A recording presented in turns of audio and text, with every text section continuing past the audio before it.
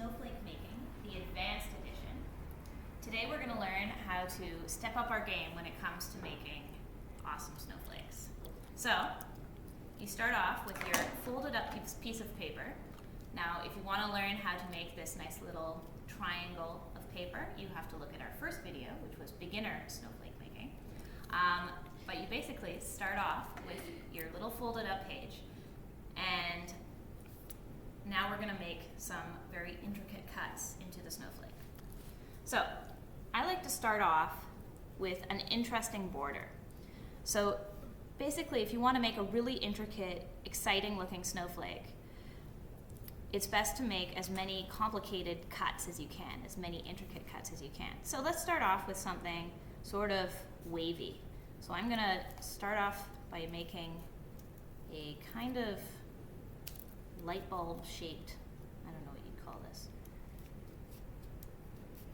sort of wavy kind of edge.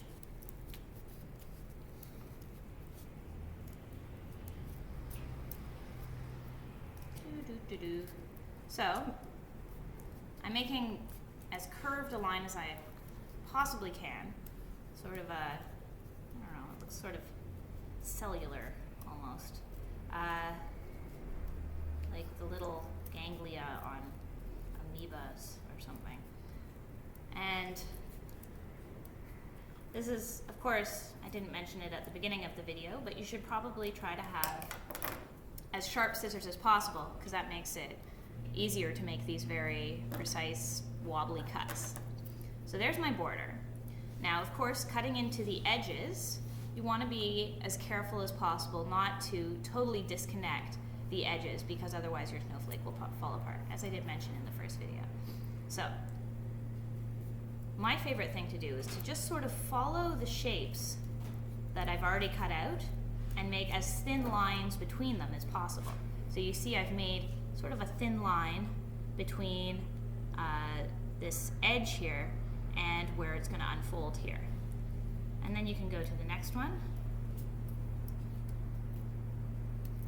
And the next one. So I'm sort of making a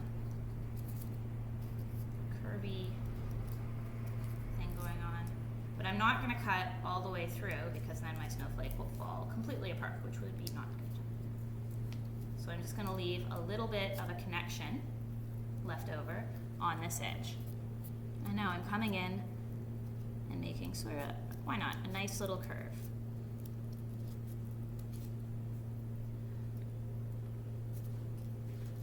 So in beginning snowflake making, we learned that you could always just cut into the sides. But in advanced snowflake making, we can actually cut into the holes that we've already made. So for example, I've made this cut along here. You could also make little wedges cut into that curve. It makes for more interesting shapes. So pull those little bits out.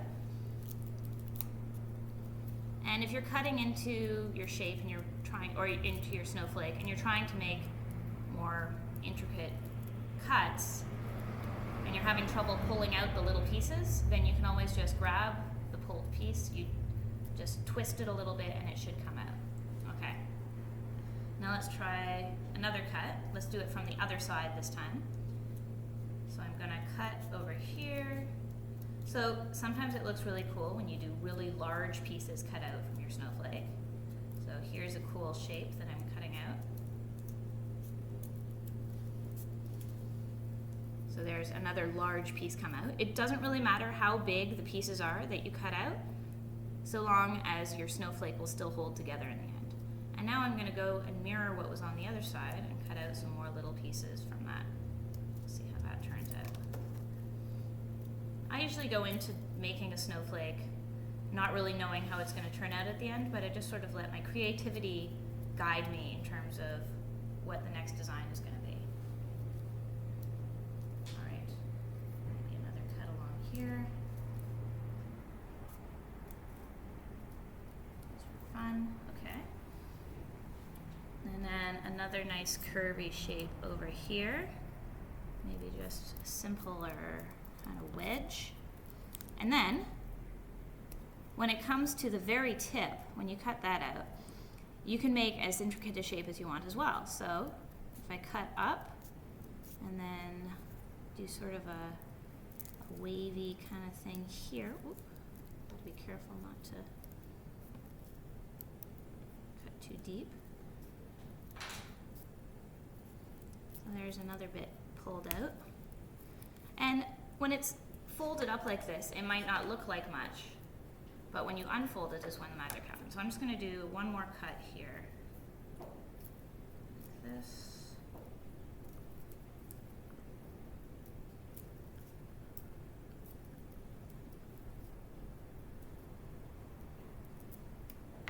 And now let's see what it looks like when we unfold it.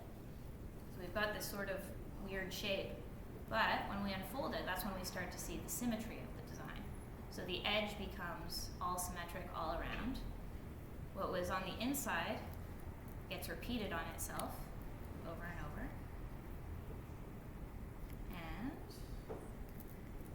then you end up with this really, really cool design. So you can see that the edge is the same all around. That big shape that I cut out, it ended up looking kind of like a bat, which is kind of cool. And then the center, which we can see when we totally unfold it, is all interesting and star-like. So that's some tips on how to make an advanced snowflake.